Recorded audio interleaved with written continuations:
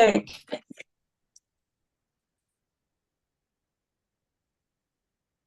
Hello, Iwinosa. Good evening or good day. Hi, Favor. Good evening.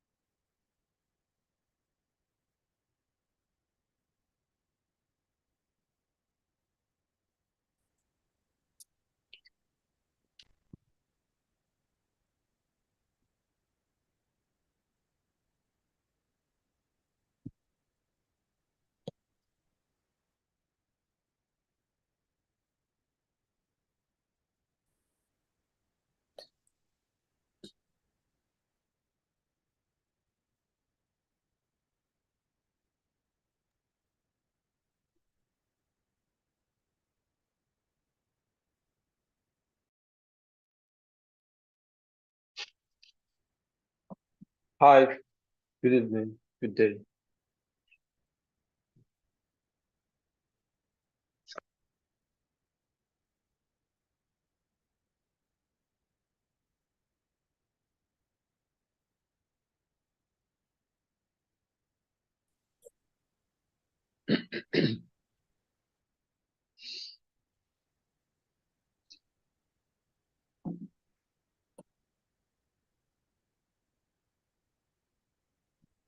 Hi, good afternoon. Favor, please confirm you can hear me. Yeah, I can hear you. Can you hear me? Okay, I can hear you. Your voice is quite faint. Hi, Emmanuel. Good afternoon. Thank you for being present. Good afternoon.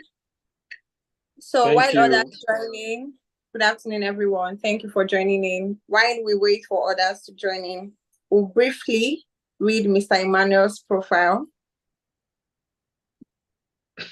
Emmanuel Jago is a certified neuro-linguistic programming practitioner, an Ericksonian hypnotherapist, and the lead consultant of Porter's Consulting, a firm basically focused on helping individuals and business owners understand their perspective, market needs, and market behavior using neurological repartnering tools and helping them drive traffic to increase their sales. In 2018, he was nominated by the British Council Nigeria for the African 25 Under 25 Awards.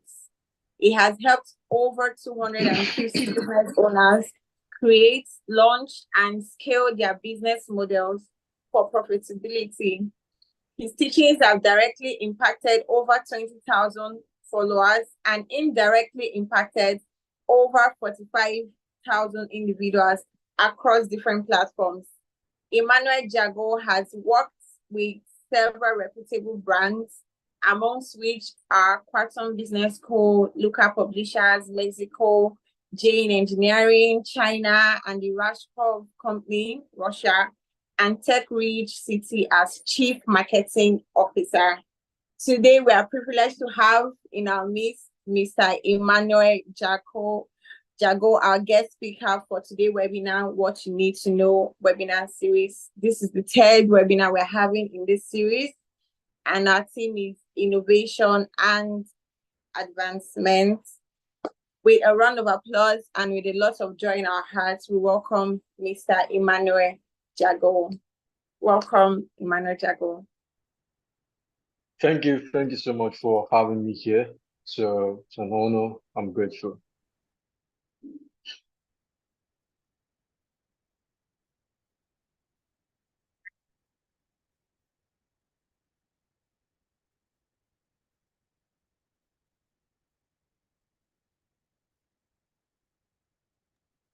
You have the floor, Mr. Emmanuel. You can go on your presentation. All right. Please confirm you can hear me. Thank you so much, Favor. Thank you so much, Favor, for having me. Thank you, Inisowe. Is it Inisowe? Am I correct? If you try and call my name, Iwinosa would do. Okay, Iwinosa. Sorry about that. Iwinosa. All No right. problem. Okay. Thank you so much for having me here. I'm really sorry.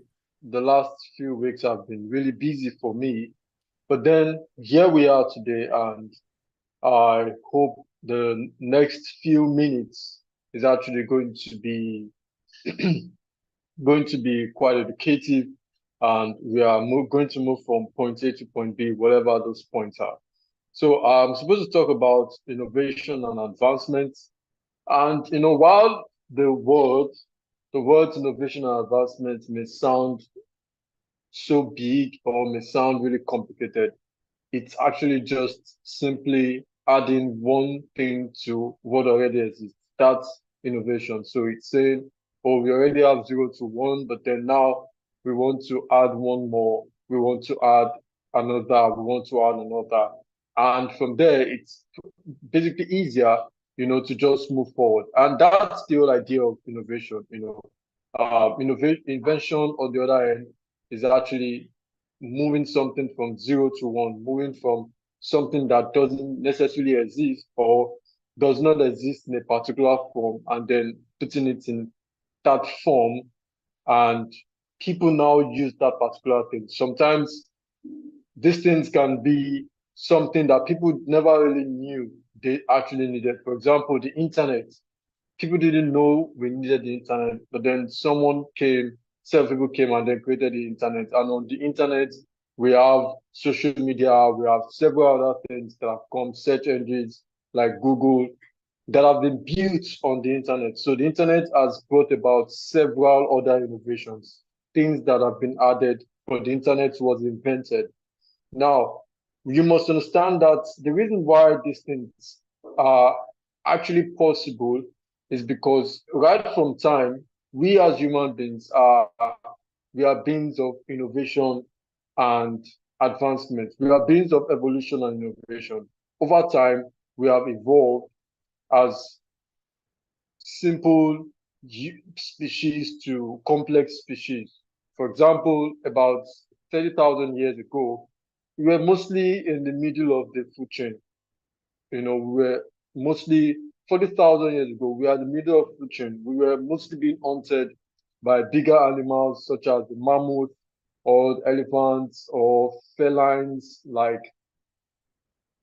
the Panthera family, the tigers, the lions, the leopards. They used to hunt us, they used to kill humans.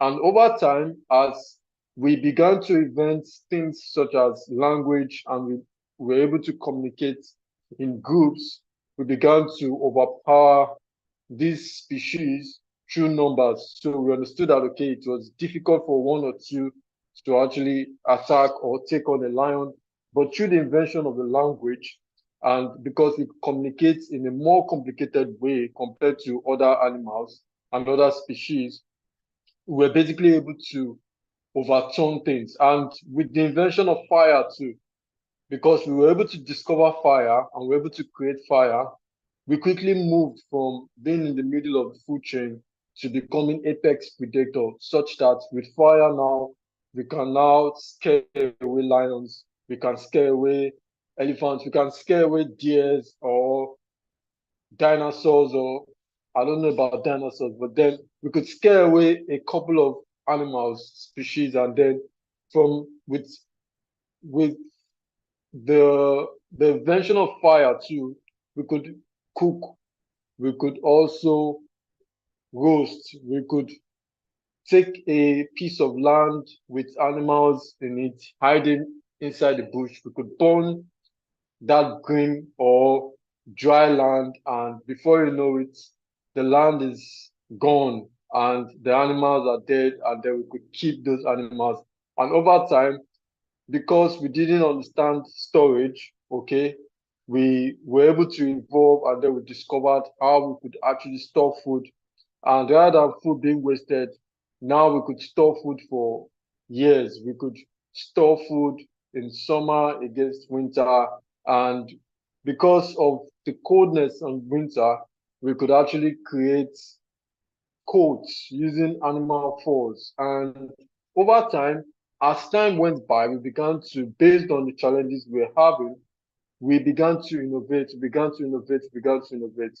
And that also has a way of informing how exactly we, the white guys, or the people in the Western region of this country or the Asian region of this world, have been able to advance further than the Africans. The reason why, one of the reasons why, one of the reasons historians pin this disparity in our ability to innovate has been because the Western space have about 4 different weathers. They have summer, winter, autumn, spring. But then, because of the change in the weather conditions, because they have more natural disasters, they have different varying weathers, and they have different experiences. All of these things causes them to actually think on their feet. So while we would just have rain and dry season, and the during rainy season, you could wear the same thing, and during dry season, you could also wear the same thing. So these clothes can fit in for both rainy and dry season. So there is really no need for me to try to think of how to get some more falls or how to get some more pains. It was almost nearly impossible for me to think in that direction as someone from the equatorial region. And the same thing, I am not really being challenged by so many natural disasters. It's not until recently that we now started having disasters like flood. But then some 100, 300 years ago, that was not the case, really. We were basically living fine. But then in the Sahara, they had extreme weathers. They have extreme weathers. And because they have those extreme weathers, there is always a constant need to try to look for a way to make sure their systems are great enough to harbor people who are coming into their country. And then because they also have challenges such as natural disasters, earthquakes, hurricanes, and all of that, there is always a tendency for them to try to think of creating technologies, innovations that can actually help them save their people from, dying from those disasters. And of course, we all know the occurrences such as health occurrences, outbreaks, virus outbreaks. Over time, we've been able to fight all of these things because we've been able to innovate. We've been able to innovate from the discovery of language to the creation of tools, to the creation of technology, to the creation of a couple of things that normally would have been impossible before. But because we have it inherently within us, and because we have it inherently within us, and because we know really how to move from point A to point B and how to connect the dots, it has been easier for us to move from one point to another. And there's a quote by a man called Robert Hailing, which says, specialization is for insects. So the issue with us Africans, and most of the times our inability to innovate, has been because we have quickly moved from identifying as species of innovation and evolution to species of labels. So we have come to basically label ourselves. So these days, people label themselves based on their area of specializations. I am an accountant, I am a dancer, I am a professor of biology, I am a social scientist, I am a politician, and all of that. All of these things are labels. And one of the issues with labeling ourselves is that it becomes very difficult for you to explore other part of yourself. And if you fail to explore that part of yourself in the delivery of your primary duty, it then becomes difficult for you to really, really become innovative. So biggest challenge is that we have grown to become species of labels. We try to live our lives based on our label. I'm a pastor, so I try to live as a pastor.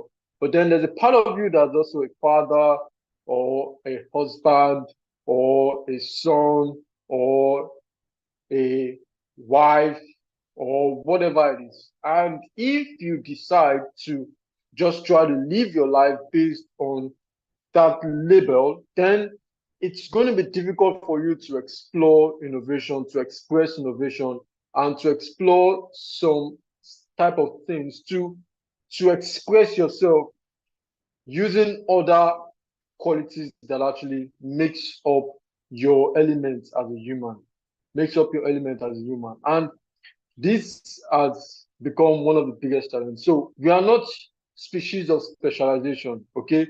We are not ants, we are not bees, we are humans. There are different elements that quantifies our existence. And the whole idea of innovation is that we have to be able to explore other parts of those part of us. Of course, specialization has its own place in the sense that if you are able to specialize in a thing, then you are able to define your economies. So as a civil engineer or as an architect, you are able to exchange your skill and your specialization for money. But that does not necessarily mean all of your life should revolve around all of that. It's going to affect you. I was watching a video on Facebook this afternoon of a lady who graduated as the best graduating student in her department, and she was saying she regretted graduating as the best student in her department, in her faculty. And according to her, she was like, while she was busy focusing on just getting good grades and making a good grade, graduating with an amazing grade. Our friends were a couple of persons in our department. They were busy socializing.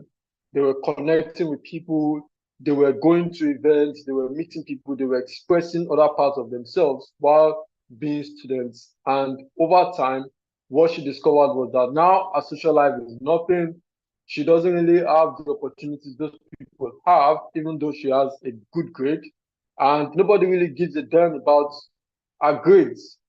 And one of the things I often tell people is that the reason why, compared to a couple of my friends or a couple of my classmates, the reason why it looks like my growth was really fast was because right from when I was in school, I did not confine myself to the four walls of the school environment. So I was always going for events, I was always connecting with people. In fact, before I graduated, I had already started getting job offers because nobody really cares, really.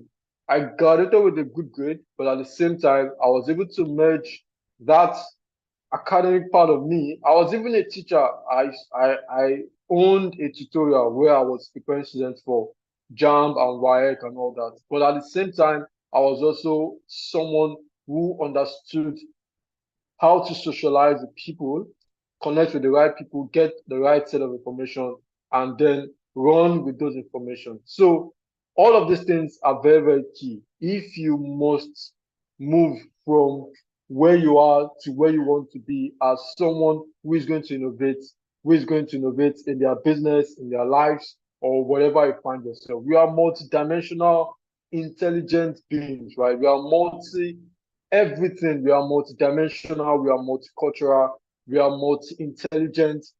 There are different kinds of learning. We have kinesthetic, we have visual, we have reading and writing. We have different types of learning. It basically shows how complex we are as humans. And sometimes we try to limit all of this into simple terms. And those simple terms basically just limit us. And that's basically where we often have the problem. So the first way to really move from being someone who is not necessarily innovative and all that is to first accept that you are an innovative being. Is to accept that one, you are an evolutionary and you are an innovative being. If you came into this world 300 years ago, there are a couple of things that are in the world today that you wouldn't have experienced. 300, 400 years ago, if you were someone, it wasn't even possible for anybody to have the dream of being a computer scientist or a programmer because 300 years ago, you probably would be in a small village on a small boat trying to find fishes or in a small town trying to plant cocoa if you grow up in the West, or trying to plant cassava, or trying to get food, or hunting in some forest or what have you. But today, people could become programmers. You could just stay, get a computer, and build anything.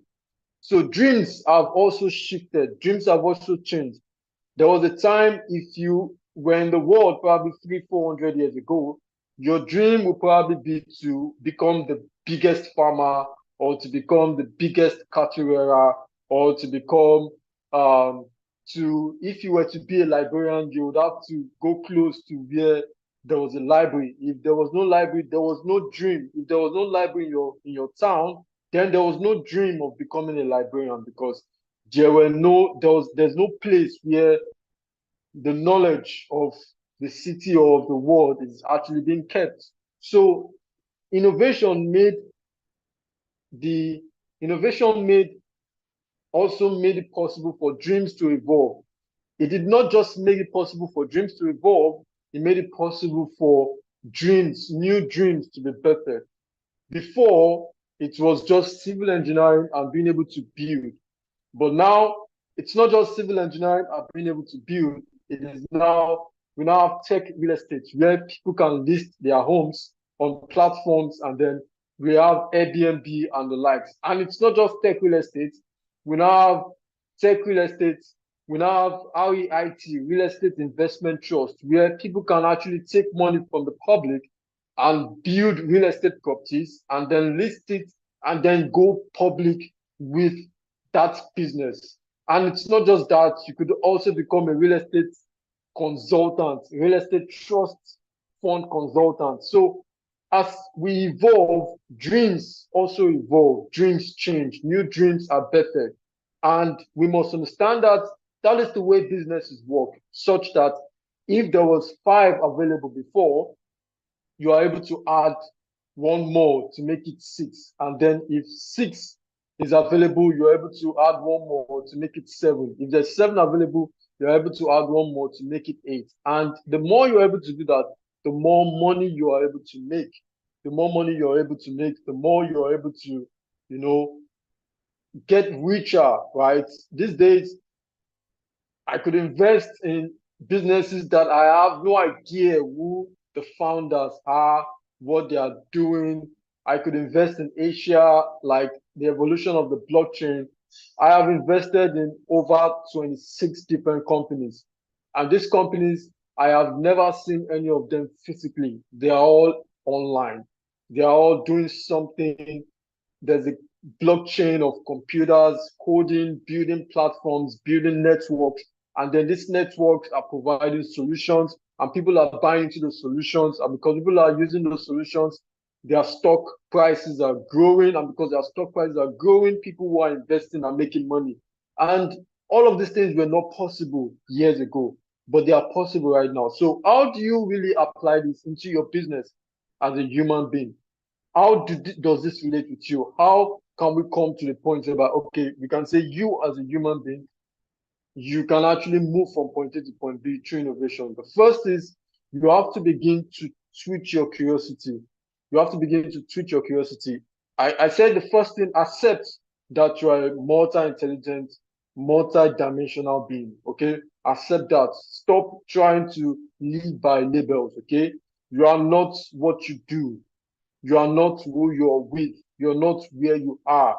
You are you expressing yourself at different levels at different times, right?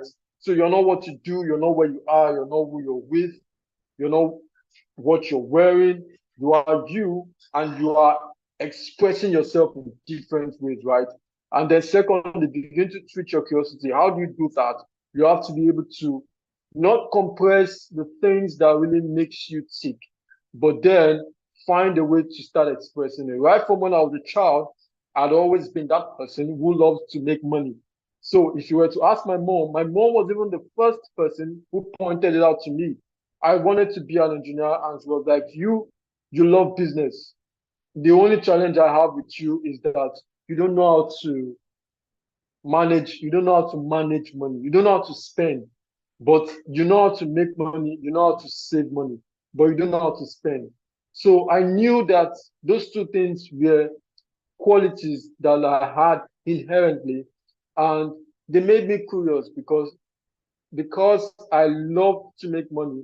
I was always looking for ways to make money. I was always having conversations with people, finding out what exactly it is they were doing and what that thing was giving to them in terms of economic reward.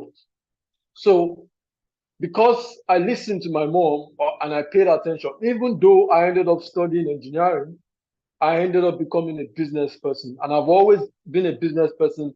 I'm a business person, and business has made me more money than I would have made being a level 1 or level 3 entry marine engineer.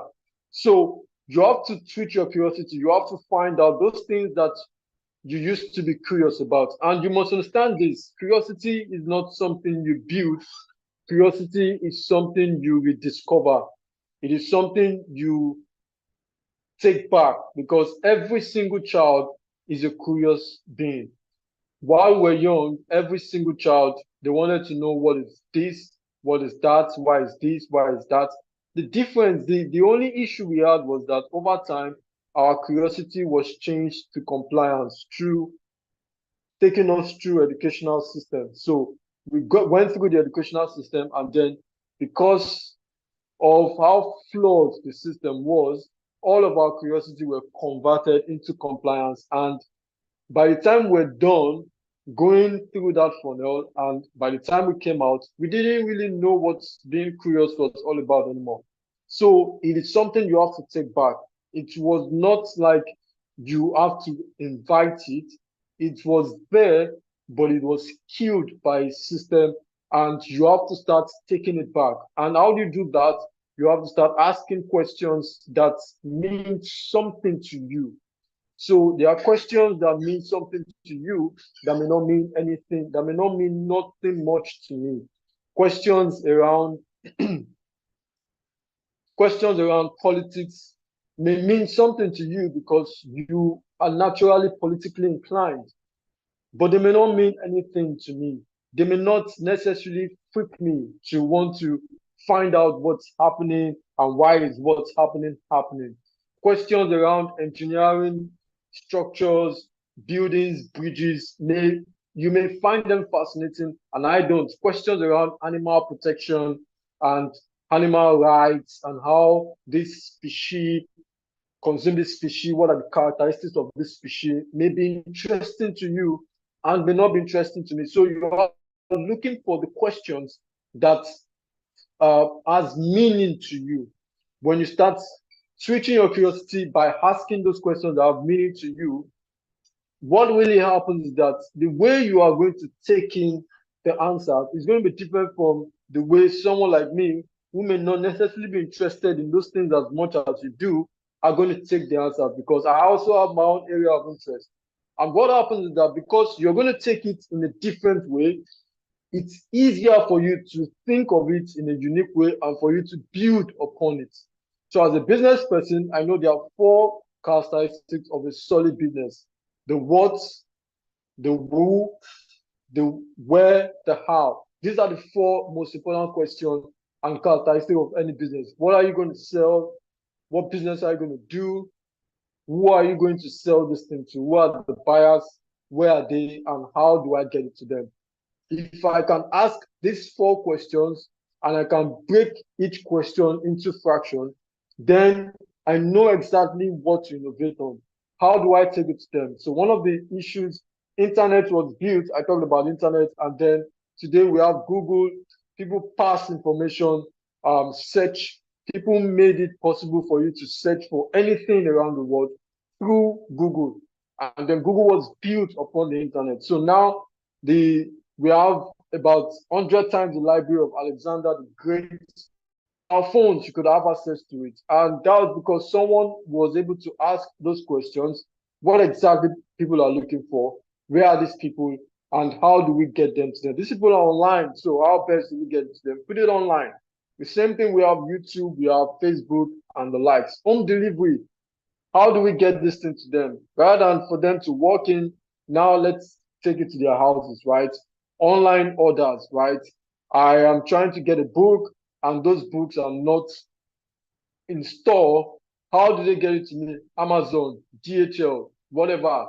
They found a way to answer those questions. And because they were able to answer those questions, they were able to innovate. So find those questions that make sense to you and find the questions of, ask the question of what, who, where, why, how. Those questions may sound really basic, but then they are going to open you up to like a new set of rabbit hole. And because they mean something to you, it's easier for you to innovate on them. And I think that's primarily where I'm going to stop today. I know you probably have questions for me. So yeah, that's it. Thank you.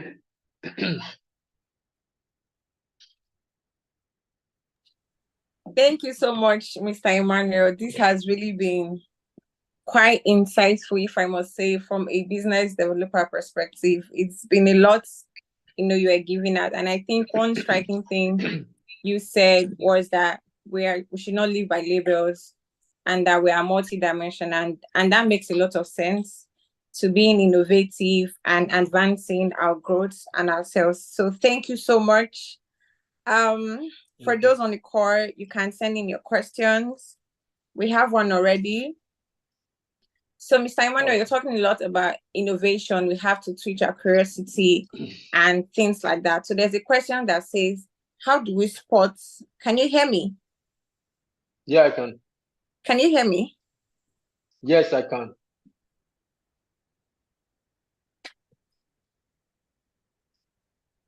I can hear you. Okay, great. So how do I spot opportunities for innovation? All right. How do you spot opportunities for innovations? It's first you have to learn to ask the right questions. So my business partner is in Dubai currently, and 2 days ago we were on a call, and it was somewhere. It's a VC event, so most of the people at the event were mostly VCs, billionaires, millionaires who were looking for businesses to invest in, and he said he was talking to one of them about how he was able to move from Nigeria to Dubai and how he was able to receive funding for our company. Recently, our company got about a funding of about $1 million. And before I knew it, that guy called other guys and they started listening to his story. And he asked them, he said, what are the industries that VCs are actually investing in right now? And what every single one of them said was AI. If you are in the AI industry right now, AI is going to be the train upon which the next economic world is going to hinge on. So any solution right now that has to do with AI, people are willing to put in a lot of money. And the thing about investors is that the thing about VC investors is that they have so much money. They have so much money. I can remember when we were doing our presentation for one of our companies to some investors, and when they saw our budgets, they were laughing on the call, and they were like, "You guys are. Is it that you guys don't want money or what? You guys are limited by your dreams." And they told us to go and rework our budgets and come back. And we worked it, we did evaluation 5 times what we did before, and they gave us money. And they told us, go and do this, go and put this in place, come back, we'll give you more money. So the whole idea is that if you say you want to probably go into agro-tech, for example, you have to do more to actually get funding compared to if you say you want to go into AI. And or maybe your agro-tech is making use of AI in that industry, you will make more money. So you have to learn to ask the right question. And then secondly, you have to be in the midst of people who are always looking for opportunities and are also taking hold of opportunities. Like I always say, for example, let's say you're an honest person. honesty and consistency is one of the biggest ways to really advance as a business person. If you're someone that people can trust, for example, in your industry, and people say, oh, if you do deals with this person is going to be fair with you. They are not going to try to cheat you. And let's say the deal you did with them was like 20,000, or someone did 20,000 naira deal with them. It's only a matter of time. That person is going to be taking a deal of 200 million if they choose to be consistent.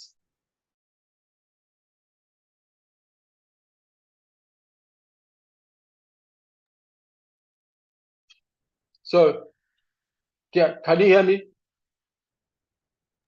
Yes, you can now. Can hear you. Okay. If they choose to be consistent with their honesty. But then the issue is that if you are the most trusted person who wants to make a lot of money in the future, you have to be the most trusted person in a space where money can flow. Because honesty is honesty everywhere. Integrity is integrity everywhere. But the guy who is the most honest, the most integrity person in the village will never make as much as the person who is the most honest and the person with the most integrity in the city, and not just in the city, but in the city in the midst of millionaires.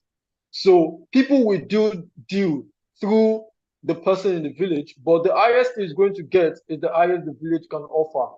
People will do deals through the person in the city, and the person in the city is going to get the most from what the city can offer. So it's not just about asking the right question, it's also about being in the right places where the opportunities are. And because the opportunities are there, people are always talking about it, people are always sharing it. People will come to you and say, oh, this is great, I love that. And if you also know where the world is going, for example, recently, most of this year, most of the companies that I invested in are mostly companies that are AI, that are AI vested, that have some level of AI. So, and those companies have made the most money this year, mostly AI. Go and check Indivia, AI, Cardena, AI, Flux, AI, Fetch.ai, AI. Go and check all those companies. None of them has done less than 1,000% in returns. So you have to ask the right questions, not just ask the right questions, be in the space where people are asking the right questions and are having the conversations around opportunities. And then finally, always look for where the world is going, and don't stay rigid, stay flexible. What you're doing today may not be working, may not be applicable tomorrow. So learn to switch. Thank you. Okay, thank you so much. That kind of sums up networking. So networking helps a lot. It's very key in knowing how to spot for innovation. So I will read one from the chat. We have a question there, and it says there are people who say it is good to niche down, in order to excel. People always say streamline. If you're everywhere, it's not really good. Just focus on a space. So she's asking, how do you reconcile that with your saying specialization limits innovation, with saying being in a box? How do you reconcile narrowing down, to a niche and almost like being multi-dimensional? Yeah, so a lot of times when people ask me, how do you study? One of the rules that have always helped me in studying is study niche, study broad. Study niche, study broad. For example, if I love marketing, I love anything that has to do with business, innovation, and making money. Like I've always said before, anything that has to do with making money, that's what I love to do. And it revolves around different industries. So if it's in farming, I'll do it. If it's in digital products, I'll do it. If it's in crypto or stocks, I'll do it. But now, here's the thing. I had to, before I could build capital, I had to niche down first by staying in marketing. So I had to learn marketing. I had to master marketing. I had to work as a marketer, and I was able to do all of that by studying niche. Now, And because I studied niche and I specialized in that, I was able to build capital and I was able to build some level of brand credibility as someone that can be trusted and people can deal with. Then, because I studied broad, I was able to infiltrate different conversations around different businesses. So if I was coming to you, I wasn't just coming to talk about marketing. If you know about football, I would talk about football. If you know about geography, I love geography. If you know about science, philosophy, science fiction, I did a couple of study on those things because I was also interested in them. And the whole idea is that what that helped was that I could relate to people at different spaces, different times, and it was easier for them to like me because I could relate with what they were interested in. So I wasn't just the guy who was labeled as a niche marketer and was a dunce at other things and couldn't relate and couldn't have conversation Yeah. outside just marketing. So study broad and then study niche. That would help you to relate with other people. And then because you study niche and you specialize, that would help people to also believe you as a specialist, and they want to do business with you. All right. Thank you so much. I learned something new. Study niche, study broad. Andrea, I hope that answers the question because I kind of see the logic behind that. We have one more. We could have taken more, but time. So someone has an innovative idea. You're saying AI, now invest in AI. Somebody has a brilliant idea. How does the person know, like, this idea, this innovative idea that I have is good enough? How can he judge the worth of his idea? Yeah, so that's You the don't question. know. You don't know. Straight We up. all fall victims to being emotionally connected to our ideas. So it's great to us. It's like a first draft of your work. You wouldn't know, you wouldn't see errors until you give it to an editor or you give it to your superior and they tell you, you didn't do this well, you didn't do this well. And then you keep asking yourself, but I checked this thing like 5 times. How did I not see this error? It's the same way it happens when you create an idea for your business. You wouldn't know until the market says it is good enough. If the market says it's good enough, then it's good enough. If the market says it's not good enough, then you have to go back and work. So, okay, thank you. So that means if you don't even give it a try, you will not actually know You if wouldn't it's know. good enough. So last one, I could have avoided this, but I want to know, is there any barrier to innovation? Are there any barriers to innovation? Yeah, of course. Sadly, sometimes an innovation might be too early.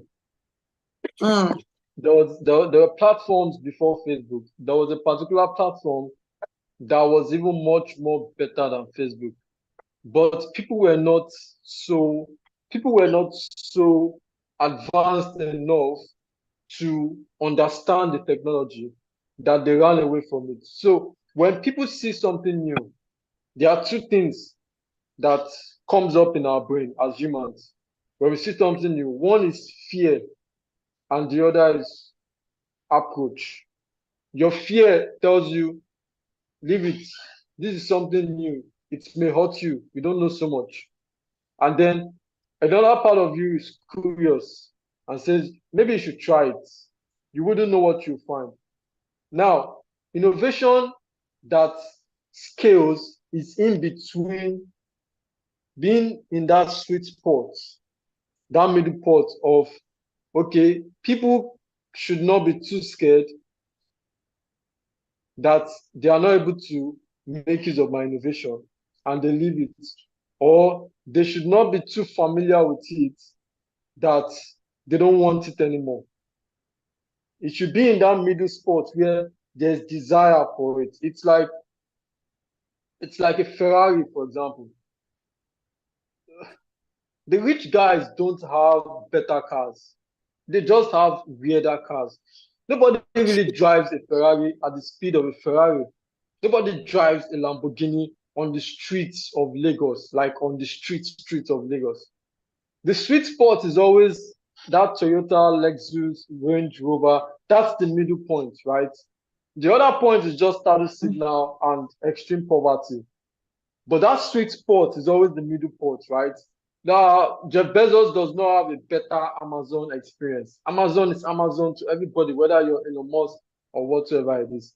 As long as that middle point of the average guys at the middle point of the hierarchy is able to say, okay, this thing is great, then it's actually great.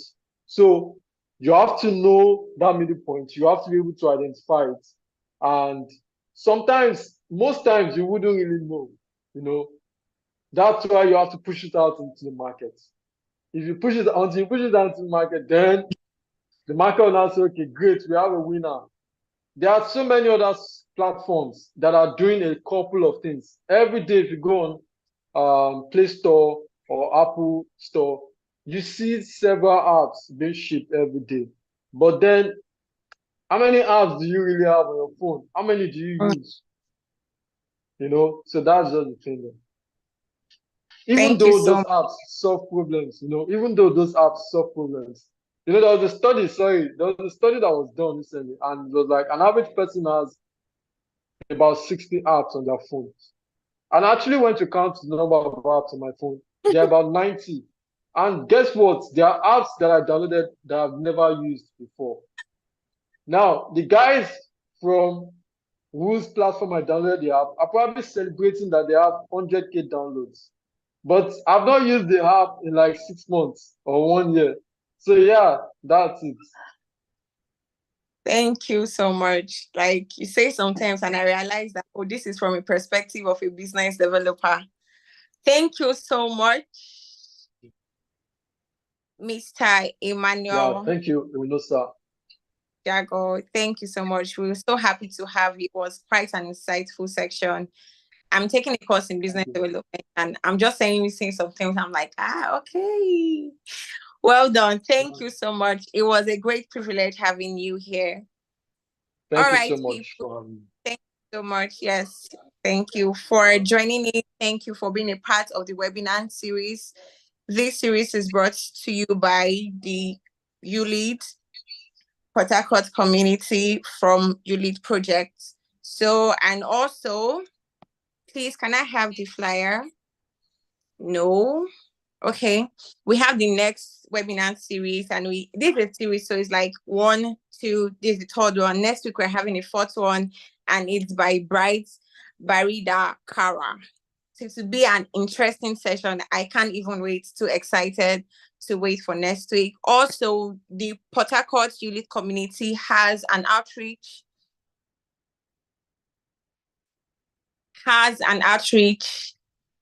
to the special child school.